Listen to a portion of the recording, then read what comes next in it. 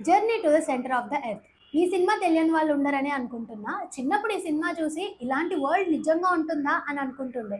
కానీ నిజంగా వియత్నాంలో సాంగ్డూంగ్ అనే ప్లేస్‌లో ఇలాంటి ఒక కొత్త ప్రపంచం ఉంది.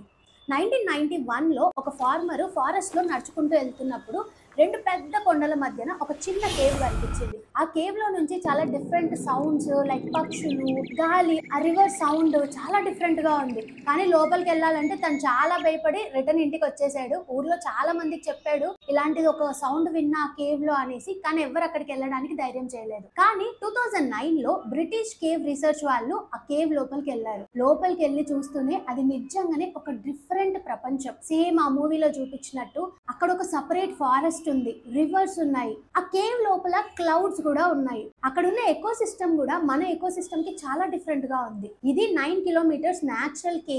ఇప్పుడు ఆ కేవ్ ని ఎక్స్ప్లోర్ చేయడానికి దేశ విదేశాల నుంచి టూరిస్టులు వెళ్తున్నారు. కానీ ఎవ్రీ ఇయర్ సెలెక్టివ్ పీపుల్ ని మాత్రమే తీసుకొని వెళ్తారు. లిటరల్లీ 29 lakhs ఖర్చు అవుతుంది ఆ కేవ్ ని చూడడానికి. 5 days ట్రెక్ ఉంటుంది. మీరు ఇంకా ఆ సినిమా చూడకపోతే వెళ్ళి చూడండి, చాలా బాగుంటుంది. మనం ఎలాగో అంత ఖర్చు పెట్టి అక్కడికి వెళ్ళలేము, అట్లీస్ట్ మూవీ చూసైనా సాటిస్ఫై అవుదాం. Thank you all, bye.